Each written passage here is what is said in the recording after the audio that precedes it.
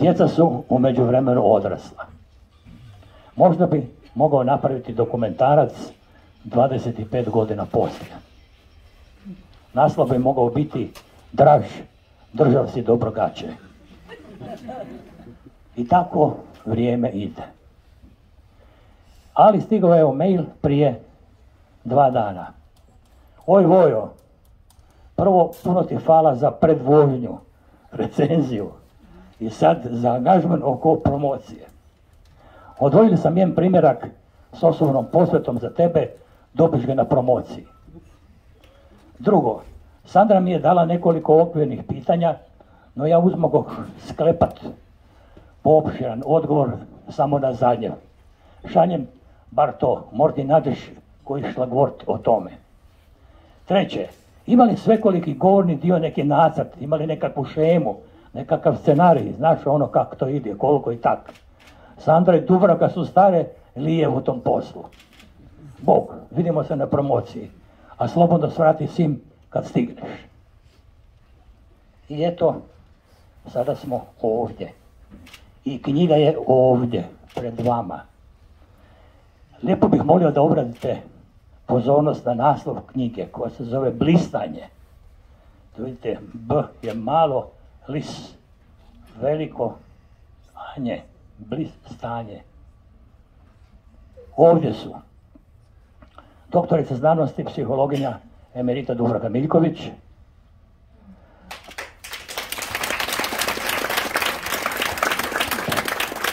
profesorica psihologije i nakladnica Sandra Mlakar-Pocrnić,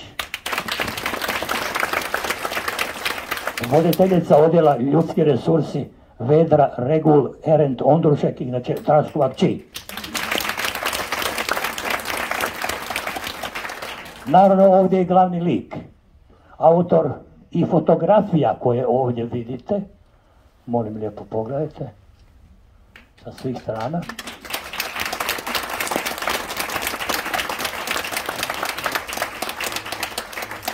Autor koji šuti, mudro šuti, Draško Regul.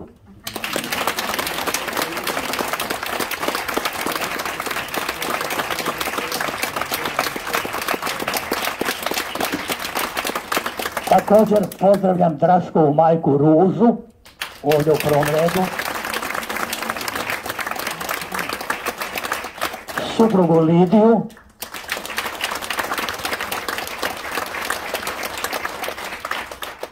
Zatim sinove Grigora.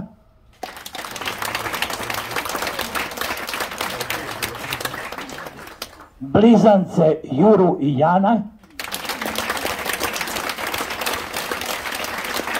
I 2-godišnjeg unuka Vilima. Još jednom hvala vam što ste došli i molim najprije neka nam ponešto kaže Vedra Regul Erend Ondrušek, udala se, ima dijete. Udala se, ima dijete, a i kći je. Vedra, izvoli. Hvala puno. Evo ja sam se pokušala pripremiti na ovaj govor, ali nekako sam onda na kraju ipak odlučila da ću ja to iz srca i duše. Imam par nekih bilježaka, ali to što sam nažvrljala ne mogu ni pročitati. Prvo, moja mama mi je ostavila ove maramice da tati pobrišem ako treba nešto, ali mislim da će možda prije meni trebati ako se uživim u ovaj svoj govor. Htjela bih s vama podijeliti kako je uopće došlo do toga da Draško objavio ovu knjigu. On je ovako jedno vrlo skromno stvorenje. On je to nešto napisao, pa onda on to spremio u bespuća svog kompjutera, a ja sam znala da to tamo leži. Sad zamislimo negdje kraj 2021. Korona je još tu, još su te nekakve depresivne misli koje su nas vodile od tog doba korone. U našim životima se sve nešto nizbrdo kotrljalo. I suprotnost od onog što je Draško inače i što je Ružica, moja baka inače, nekakva vedrina i optimizam, baš je bilo nekako teško. I sjetim se ja da on to još ima negdje na svom kompjuteru i kažem ja njemu, pa dobro tata, ajde, pa daj to iskopaj. Ajde, misli na nešto drugo. Daj malo promijeni perspektivu, jer taman je bilo nešto, nekakvi su se problemi počeli događati. Ja sam vidjela da se on skroz u to nekako mislima uvukao. I onda, ajde pronađi taj tekst. Ajmo mi to objaviti. I sad ja sam mislila da je to njemu na jedno uho unutra, drugo van. I tako sam ja nekoliko puta još to spomenula, malo sam to pogurala. Kad odjednom ja vidim da on stalno nešto klika, kad god mi dođem u posjet, on piše. Kad god baka me zove u 10, pol 11 navečer, ja pitam pa šta vi radite, vi ne spavate? Ma Draško nešto na kompjuteru, pa ga neću smetat. I ja skužila da on stvarno dovršava svoju knjigu. I dobro, ništa pustila sam ja to malo da teče, mislila sam proći će. Kad tamo proljeće, ljeto, on je sam kontaktirao cijelu svitu ljudi koja će mu pomoći u objavi te knjige. Znači ja nisam morala prstom maknuti. On je sam kontaktirao. On je sve sebi sam našao. Ajde, jedino što sam pomogla je naći prevoditeljicu, jer naime priprema se i prijevod knjige na engleski jezik. Tako da... Ja sam tu gospođu samo našla, on je naravno sve preuzeo s njom, svu komunikaciju, sve on to njoj objasnio, sve neke teške pojmove on njoj već unaprijed pripremio. Ono što hoću reći, on možda je, prije bi se reklo invalid, sada je osoba s posebnim potrebama, za 20 godina će se zvati nekako drugačije. Ali ono što je on je danas pisac.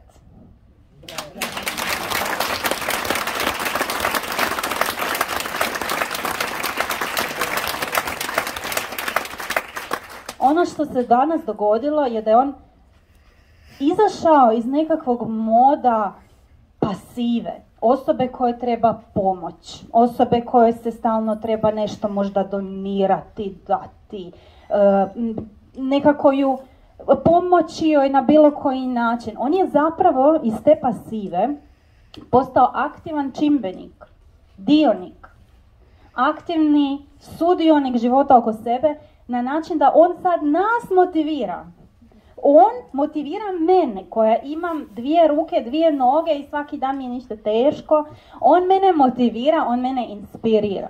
I vjerujte mi, kad pročitate ovu knjigu, zaista nećete više biti isti, jer će vas motivirati, inspirirati, promijeniti, staviti stvari u nekakvu drugu perspektivu.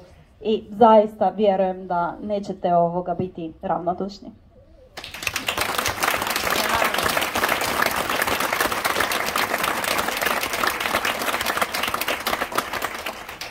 Eto, i samo za kraj ovog svog improviziranog govora bi još htjela se malo osvrnuti na jedan dio pogovora. Ja sam inače napisala pogovor za ovu knjigu i mnogi kad su pročitali knjigu su rekli da je moj pogovor bio hladni tuš nakon Draškove pozitive. Pa samo evo čisto da se opravdam. Naravno da je Draško većinu toga gledao kroz svoju perspektivu. On je stavio u jednom trenutku ružičaste naočale radi svih nas i radi sebe i on je na taj način uspio, na taj način je preživio. Mi smo s druge strane malo drugačije možda proživjeli taj cijeli period. Moramo shvatiti ipak da su to bila, 4 djece, mi smo imali koliko, 2, 5, 10 godina, znači to je 4 malene djece. I to je samo po sebi teško, ja imam jednog koji mi oduzme snage, ne moram ni pričati, evo sad tamo se penje na stepenice. A ne mogu zamisliti da mi muž postane nepokretan, a kamoli da imam još blizance i još jedno dijete, znači to je bio festival. Tako da ja ne mogu reći da je kod nas uvijek sve bilo fenomenalno pozitivno. Naravno da smo se mi svi trudili da to tako bude, ali evo tu imamo psihologinju koja će to i potvrditi.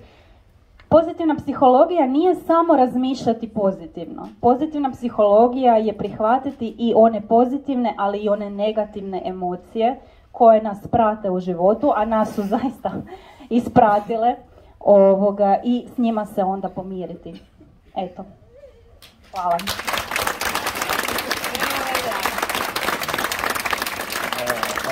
Hvala ti, Vedra. Nisam te pitao kako ti se zove sin. Vilim. A rezi, a kako Vilim i Draž? Vilim je, kad je bio mala beba, bili su najbolji prijatelji jer su otprilike jednako govorili. Tako on je rekao gu gu, ovaj je rekao ga ga i tako su se sporazumjeli. A sad kad je malo počeo razgovarati, onda mu je malo neobičan, jer nisu se ispratili nekako do kraja. Tako da ide to prijateljstvo, ali eto, i Vilimu treba malo naravno da se navikne na sve. Draž je imao vas koliko, 4, je li tako? Ideš ti dalje? Ja, za sad neka ostane ovako. Hvala Vedri.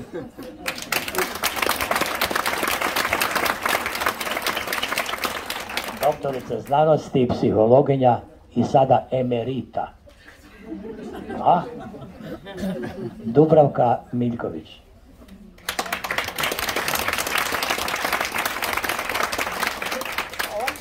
Pozdrav svima, hvala vam što ste došli u tako velikom broju. Draž, prije svega čestitam ti na tvojoj knjizi. Čestitam ti.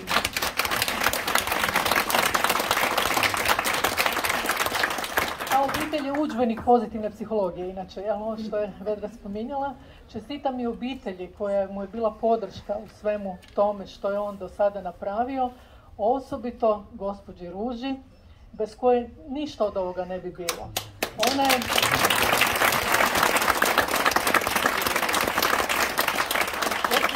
nekad bila učiteljica, tako da je svoje znanje višestruko iskoristila podižući 4 unučadi zajedno sa svojim snahom. Jel? I evo ga, bez Ruža, ono što je Draško rekao svojedobno, moja tjelohraniteljica. I to baš u ono doslovnom smislu riječi. Ja se uvijek pitam zašto se ovi šta prate političare, zašto se oni zovu tjelohranitelji? Pa oni nikoga ne hrane. Oni bi trebali biti tjelohranitelji, da, ili tako, čuvatelji ili nešto, a ne tjelohranitelji, pa kaj oni hrane. Tako da evo, bez Ruže ništa. Čak i makovnjača koji ćete možda probati na kraju, ni toga ne bi bilo da nije Ruže. A o Drašku da ne govorimo, ne bi ni njega bilo da nije bilo Ruže. Ruža, svaka čast. Šta sam htjela reći? Da, evo iz jednoga intervjua koji je u Večernjem listu, Draž 2010. je dao intervju, možda se toga niti ne sjeća, veli on, mnijem da nikad nije zgorega podsjetiti. Jako je važno zahvalnost ugraditi u svoj životni stav i što češće osvijestiti i nekako je izraziti.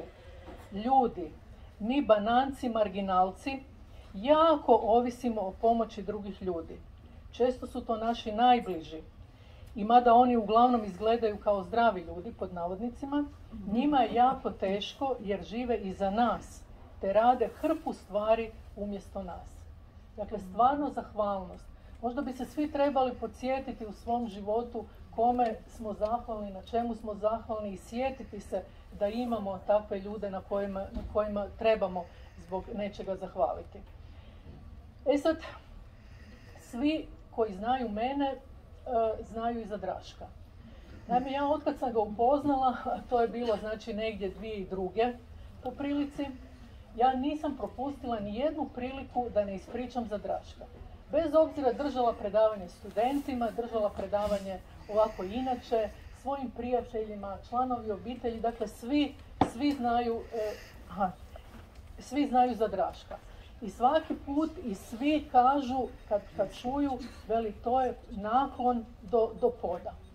Sad ja bi se volila u ime svih njih, evo ga, zahvaliti Drašku do poda, neću baš do poda, ali evo svi oni, Draško, svaka ti čast.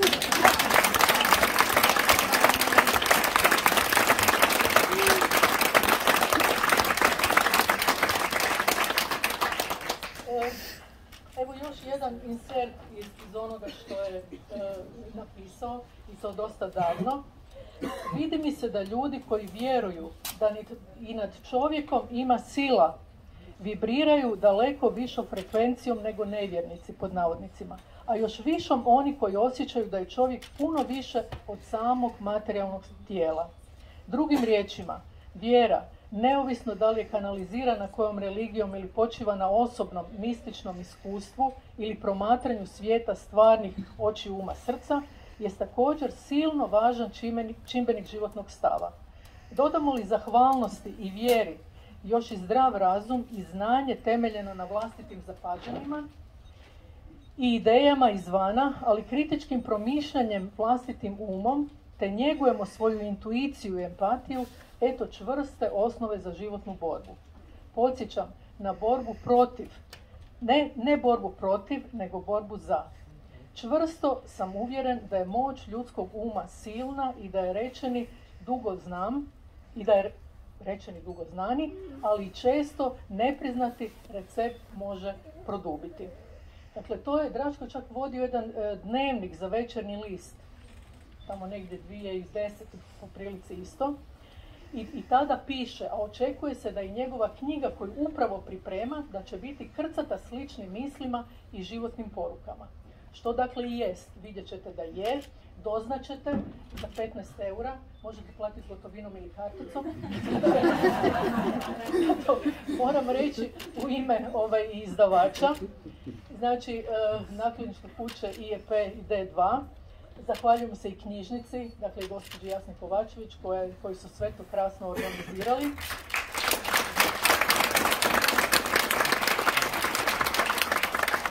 Svima koji su pročitali knjigu prije objavljivanja i napisali osvrt, dakle to su Krešimir Butković, Višnja Grozdanić, eto ona je tu, Renata Ivanović, Mirjana Nazor, Sandra Pocrnić-Mlakar, Majda Rijavec, Vojo Šiljak. Zatim zahvaljujem se Tinu Kruhaku koji je krasno oblikovao knjigu, dakle korice i vidjet ćete ono unutra kako to krasno izgleda. On je iz kreativnih poslovnih rješenja. Onda Mario Rogić, ne znam da li je tu, a tu je i Mario. On je prelomio čast posla knjigu, stvarno hvala Mario. I Irena Vodopijan, ona je lektorirala, odnosno ona se borila sa Draškom oko njegovog načina izražavanja. Molite? Da, Irena, moja prijateljica iz Osijeka, dakle ona je to volonterski obavila i mislim i zaljubila se u Draška usput, Lidija nema se niš brinuti. Da.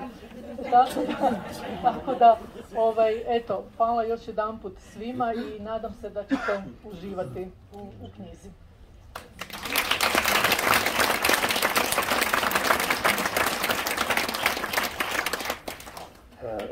Hvala Dubravki. Ja ovdje vidim, barem one koje poznam, prijatelje, Draškove prijatelje iz mladosti. Kako si ti upoznala Draška? Na brzinu ću vam ispričati. Dakle, negdje početkom tisućljeća sam bila u nekom projektu čiji je produkt trebala biti knjiga, priručnik. I nas je jedno 15 autora priredilo svoje tekstove za tu knjigu. Ja sam bila urednica, suurednica i to je sad trebalo urediti, jel? Urednik to radi. Kad sam ja vidjela te rukopise, meni kosa u zrak se digla koliko su to bili neprohodni tekstovi. I taj čas mi dođe mail od jedne prijateljice zajedničke koja kaže da ima prijatelja koji je bolestan, bez posla, žena ne radi, ima 4 djece, radio je u izdavaštvu i da li ja imam nekakav posao za I meni taman, rekao, gle, Bože, neko postoji sigurno u taj čas. I ona kaže, ona s njim komunicira mailom. Meni to ok, ja ne pitam zašto on komunicira mailom, pošaljem ja tu njemu tekstove, kažem imaš vremena koliko trebaš, i za 2 mjeseca pošalje on savršeno sređene tekstove. Mislim, stvarno svaka čast. I onda smo, kolegica Majda Rijevec i ja pisali knjigu o sreći. I tamo imamo niz intervjua, 10-ak sa osobama, evo Sanja Doležal, hvala Sanja, na tom prilogu. I ja se sjetim, pa ako govorimo o sreći i zdravlju, pa baš je Draž tu dobra faca za to. Pošaljem ja njemu pitanje, on to sve odgovori. Ja kažem, gle, kak da te predstavim? Sanju ne moram predstavljati, svi znaju ko je Sanja. Daj napiši nešto o sebi. I tako on napiše, mislim i ja se smrznem. Ali on je tada rekao da je sretan. Pa se sretanje i veli, jel nisam na infuziji?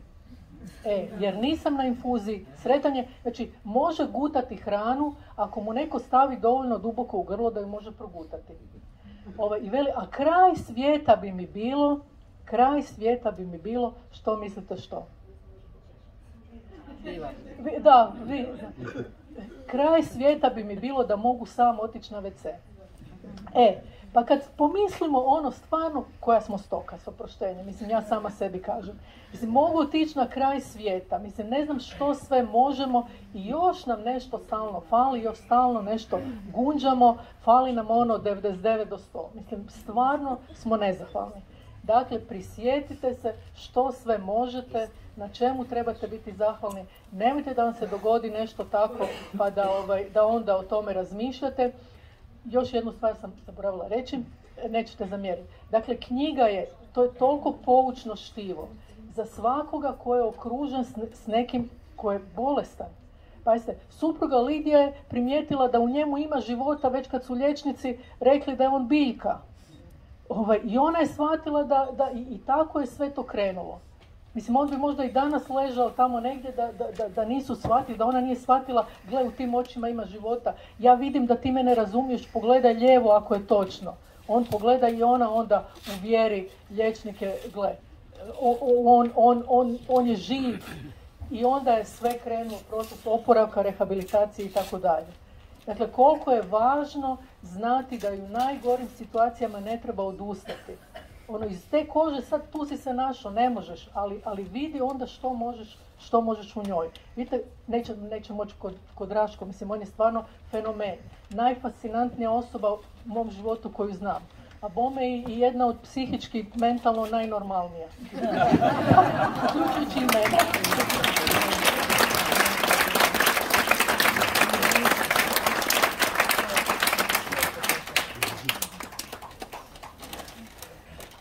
Ja se duboko klanjam mami Ruži i supruzi Lidiji.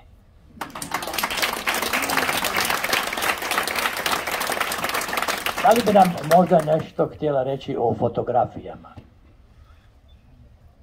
Traško. Za fotografije je dobio nagradu. Nisu znali, dakle, javio se na natječaj, poslao fotografije, pa on leži, znači u polu ležećem, polu sjedećem, tako leži, prozor je ispred njega i na prozoru mama Ruža stavlja cvijeće, koje gosti donesu u teglama i tako. I kako dan ide, tako se mijenja vizura svega toga. Svaki put je nešto drugčije i on jednostavno klika i da, evo ga, da, super. I to su, i on je poslao znači na neki natječaj, dobio je prvu nagradu i onda kad su ga pitali o tome ko je on i šta je on, onda su oni onak se iznenadili i zaprepastili, mislim pa šta taj čovjek uopće niti ne ustaje, niti ništa može. Mislim, to je teško sad objasniti, Draško je to meni tumačio, ali ja to nisam shvatila. Uglavnom, ima vam ovak tu nekakvu kao kamericu, ili to tako neka kamerica, i s njom vam nišani na monitoru je onak virtualna tastatura i onda on nišani s tom kamericom na ta slova i tak riječi stvara. Veli, trebalo mu je 9 mjeseci da prvu riječ tak bez problema složi, ali veli, toliko treba i da se dijete rodi, pa šta. I on je dakle uporno je on to kuckao, kljuckao i to, ali pazite, pritom mora biti zavezan za krevet. Dakle, njega mama ujutro kad ga postavi u radnu poziciju, onda mu to natakne na glavu, zaveže ga u lance, jednu ruku na jednu stranu, drugu ruku na drugu stranu, jer ako nije zavezan, onda od nekontroliranog grčenja ruku, onda smrda slova. I tak da on lijepo zavezan i tak kljuca. Jedanput dođem ja k njemu na samo, ne znam da li se to zna ili smije znati, dođem ja, mi smo se dogovarali da ću ja doći, ali Ruža je morala nekud otići. I sad on meni pošalje, veli, aj ti ipak dođi, ključ je ispod otirača. I veli, a u haosu samo pozvoni pa će neko će ti otvoriti pa ćeš ući. Ja tako sve, ključ nađem ispod otirača, dođem k njemu, a on u krevetu ovako. A na monitoru piše: zakašljao sam se pa sam se iskrenuo. Daj molim te, uzmi me s obje ruke ispod pazuha pa me povuci k sebi. I ja to tak napravim i vratim ga uspravim položaj. I dakle, mislite, pa koliko bi on tak morao u tom položaju, zamislite da ne možete apsolutno ništa. I onda dobijete nagradu za fotografiju, radite te fraktale, koji isto niš ne kužim, fotografije, i stvarno svaka čast.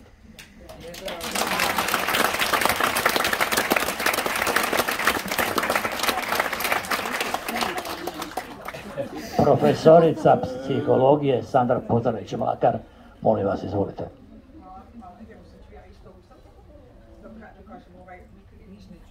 Da kažem neformalni dio kako sam se upoznala sa Draškom Regulom.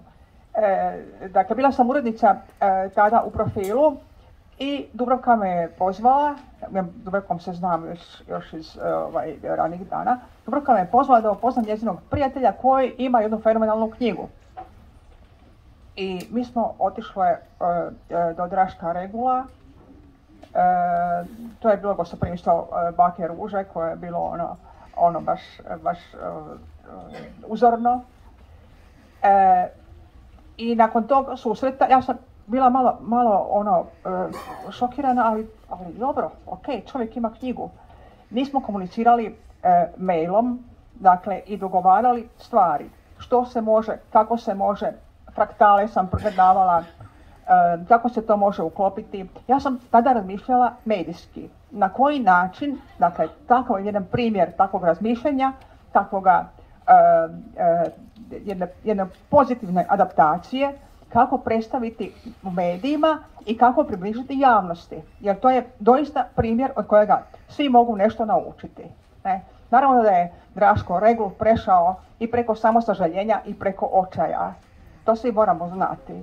Dakle, to nije bilo ja ću se furati na pozitivno pa će biti sve ok. Ne? To je postavio si vrlo teška pitanja i prešao je preko njih, išao je dalje. Ne? Primjer za sve nas. No, ja sam dakle kao novinar novinar i urednica, upala u tu medijsku priču da to malo približimo javnosti. Napravila sam s njim nekoliko intervjua mailom, slala sam pitanja, on je meni slao odgovore. U tim odgovorima on je davao upute javnosti, svima nama, što bi mi trebali, kako bi trebali razmišljati, što bi trebali poduzeti da nam bude lakše i ljepše u životu. Eto, to je taj neformalni dio. Sad ovo formalno. Dakle, predstavljamo knjigu. Ja sam naravno poslala pitanja i u povodu ove knjige, Drašku Regulu, i postavila mu nekoliko pitanja, a jedno od njih, koje ćemo objaviti, a jedno od njih bilo je pitanje o njegovom stilu, jer to je jedna priča koja će se tek razmotavati u nastavku svega ovoga o čemu sad pričamo i nakon ove promocije. Kad knjiga dođe do jezičara, kao što je bila kod lektorice koja je primijetila to njegovu vještinu, dakle kad knjiga dođe u rukama jezičara, tada će primijetiti Draškove prečice jezične. Kako on, naravno praktično jer mu je tako lakše kucati, kako on ubrzava izražavanje i jezikom, dakle potpuno jasnoći, njemu je potpuno jasno što on govori, čitatelju je potpuno jasno što on želi reći, ali da radi kratice jezične, prečice kojima se izražava duhovitije i brže. To je jedan fenomen kojim će se pozabaviti kasnije lingvisti. Tako da je sve to Draškovo stvaralaštvo je zapravo dokaz jednog ovoga velike umjetničke duše, doista. Dakle, fotografija, fraktali, pisanje, jedna velika umjetnička duša, jedan veliki umjetnik koji se izražavao kako je, dakle, mogao na najbolji mogući način.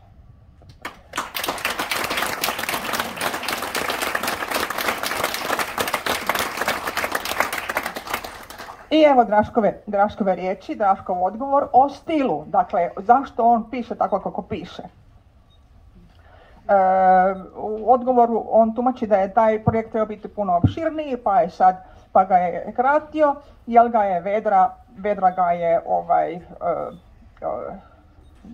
potakla, ovo što je Vedra napisao na početku, i ovako kaže dalje. Vedra mi je ipak uspjela razbuditi savjest koja mi je stalno potiho šaptala da moji fotografski izleti i frktaljenje nisu dovoljno jasni i glasni za opis i kazivanje onih nekoliko bitnih zaključaka do kojih sam došao tijekom svakodnevne borbe nakon havarije. U biti, ti uvidi nisu ništa novo, dugo znane istine što navode na puno, mirno, sretno i smisleno življenje. Naročito u sadašnjem trenutku, kad posvuda vlada rastrzanost, neravnoteža, otuđenost, sebičnost i nadasve nesrazmjer između ultrabrzog tehnološkog i usporavajućeg duhovnog razvoja. Istine za koje čutim da ih mnogi ignoriraju i zanemaruju. To je Draško Regul. To su Draškove riječi.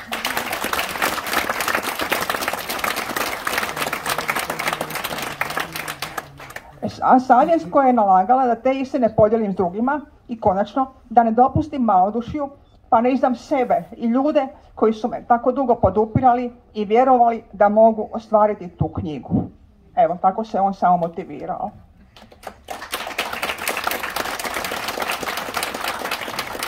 Vedra me, dakle, uzmogla pogurati natrag u ring na finalni meč, koji je značio dogradnju već napisanog teksta, dopunjavanje novim pisanjama i nužnost vođenje petoknjižja na 30 poglavlja samo jedne knjige. Uz paralelnu reviziju i dogradnju, zapravo gradnju nanovo, svog međumrežnog kutka koji se donekle prekapa s blistanjem, a širi čitavu priču naknadnim multimedijalnim sadržajem. I sve to ugrubo za 1,5 godinu. Pazite koji to rad bio. Da se opet ne otegne, a koliko sam procijenio da mogu fizički izdržati taj pressing.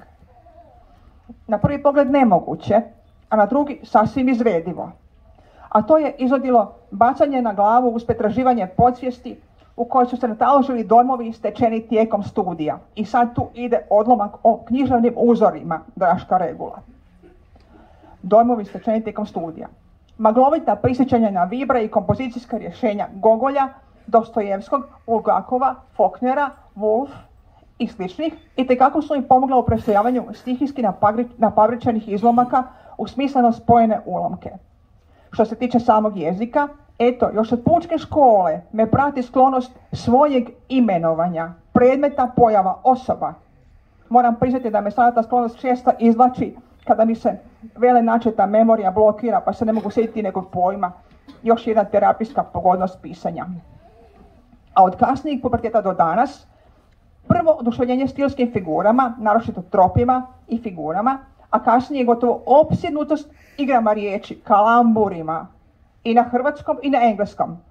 Ono, kalambur ti je top pun. Hvala vam svima. Hvala Draško za ovaj doživljaj. Hvala vam. Hvala najljepše. Vedra, ja bih te molio, da li bi nam htjela pokazati kako komunicirate sa Draškom? Bez kompjutora, kada nema kompjutora. A može, evo mala demonstracija, inače u knjizi je opisano kako smo došli do ovoga. Prethodnik ove plastične folije sa slovima je bilo staklo od auta, šofer šajba. Nije, staklo, bočno staklo od auta je bilo sa crvenim lakom za nokte, koje se, jesi dobro? Sve okej.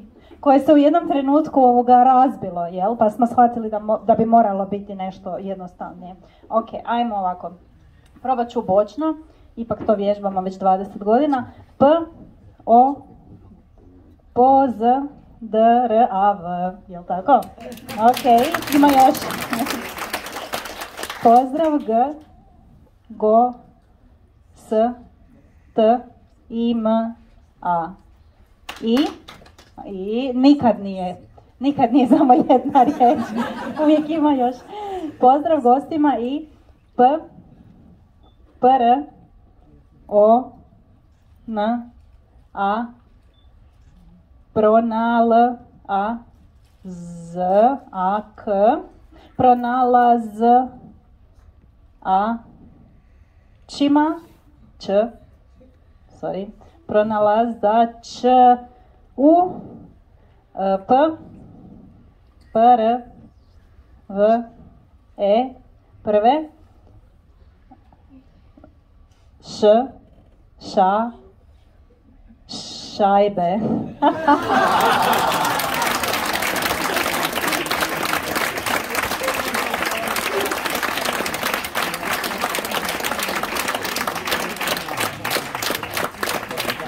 Želiš još nešto reći? Ne, ok. Ali da, evo tako komuniciramo doma, kad treba nešto brzo, super, hvala.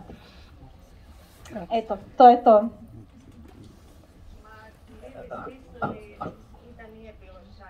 Evo, gospođa supruga.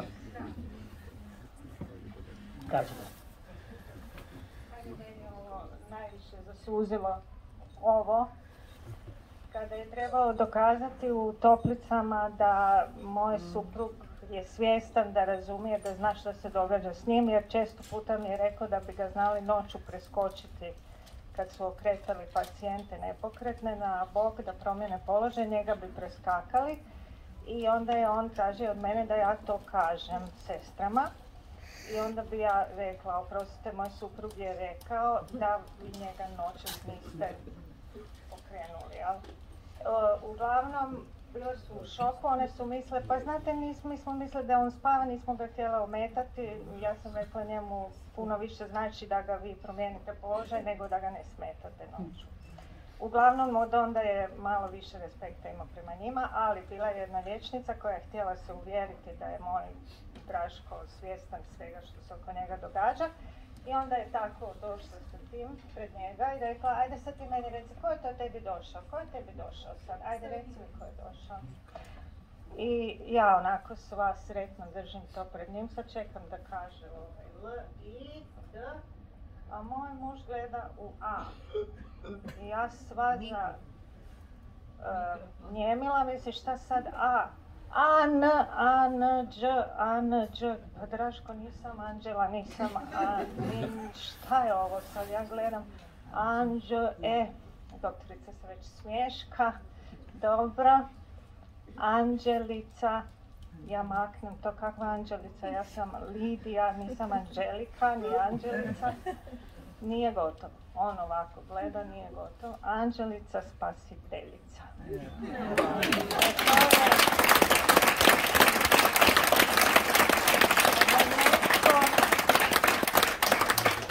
Kad vam netko to kaže i kad vas prekrsti tako u javnosti, onda vas zaduži za jedno stoljeće.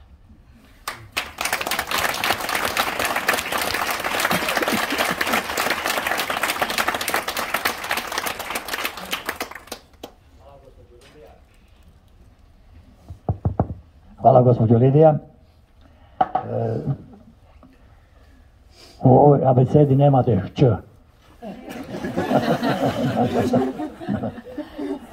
Usput samo da vam javim, a ti to prenesi, Dražu, da je i televizija, hrvatska televizija je došla ovdje. Pa to je čudo. To je nevjerojatno da nisu na plesu sa zvijezdama. Da li želi netko od vas priupitati nešto, nekoga od nas? Da li bi Draško nešto pitao? Evo, ako netko želi, možemo iskomunicirati abecedom. Možete pitati Draška. Samo za familiju ponovno spojila sa Draškom.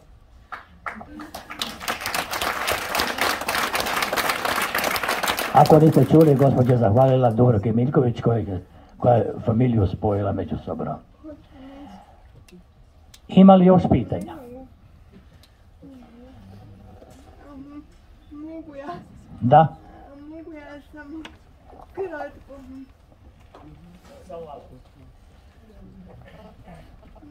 Dobar večer svima. Za početak hvala vam Draška što ste dodali mikrofon i sve čestitke vama kao obitelji za priču. Gospodine Regula sam čula jako davno, zapravo ne jako davno, nego prije 6 godina od profesorice Dubravke Miljković, koja je na teoriji odgoja, ako se sjeća, prikazala Daši, osobi s cerebralnom paralizom, gospodina Draška Regula. I ja sam gledala onaj projektor s mišlju da ću se ja srušiti. A znate zašto sam se mislila srušiti? Ne iz sažaljenja, već iz hrabrosti.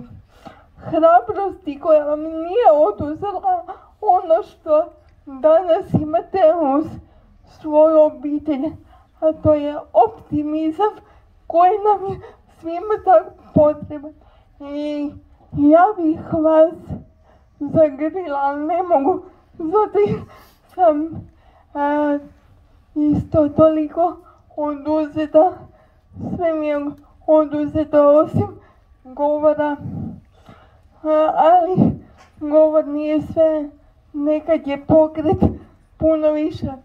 Draško, divim vam se, samo tako nastavite, vi ste za mene i za sve nas fenomen i hvala vam na ovakvom inspirativnom životu. Hvala i vama, profesorica Dubravka Miljković, i svima vama koji ste ovdje večeras.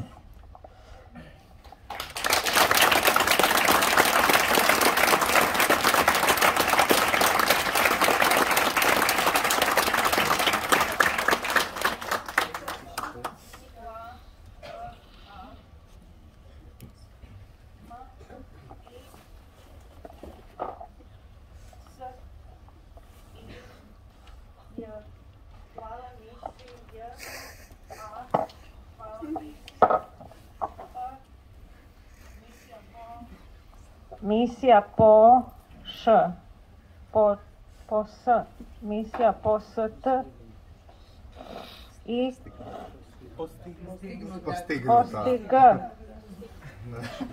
Kako misija?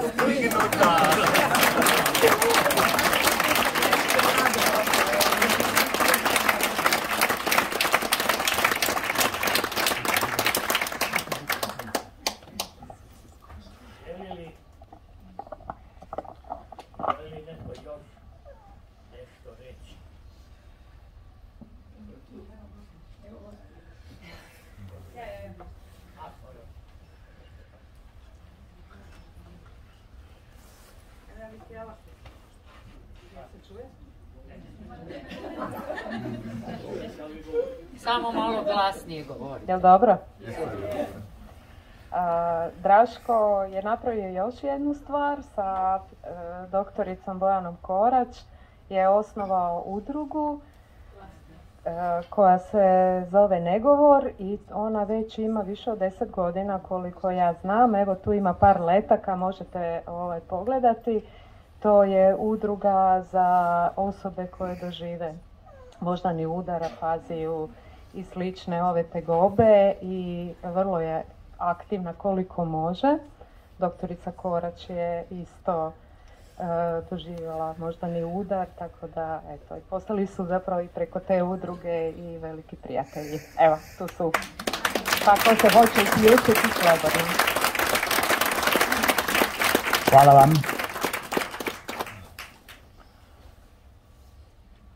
To je ta televizija.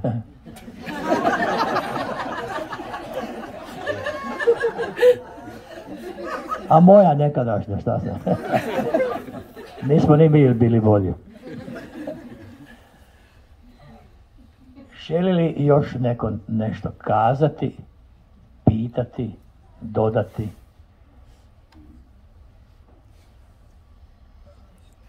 Neka nas Draškov roman i njegov život neprestano nadahnjuje da težimo visokim ciljevima i da ih slijedimo, ma koliko put do njih bio težak, da se ne predajemo, jer tako ćemo znati da smo puno postigli.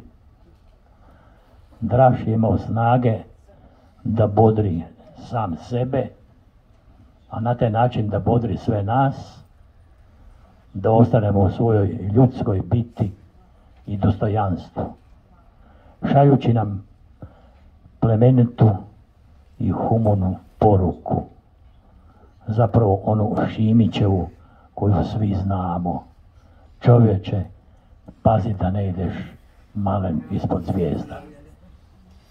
Hvala, Dražko.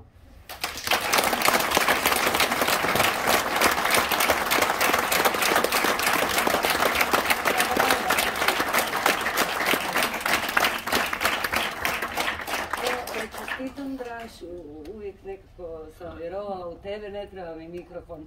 I pročitala sam već, poslao mi je na mail, listanje i nekako pitam te kada će broj 2, znači ono, pun 1, pun 2, pun 3, mislim, sigurna sam zapravo da će biti 2. I onda me zanima kako ćeš napredovati ili nazadovati jezično, što se jezika tiče, naravno da ćeš napredovati, ali u kom smjeru će ići i što ćeš nam i sebi napisati. Evo, pa molim te odgovori za 2.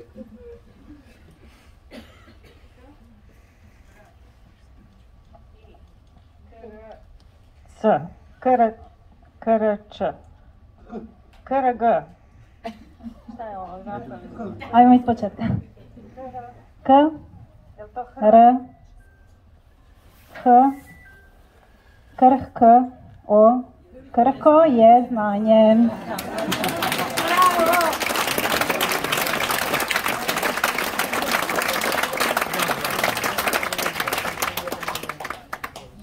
Hvala. A o sanjama ćemo drugo. Ljudi, knjigu možete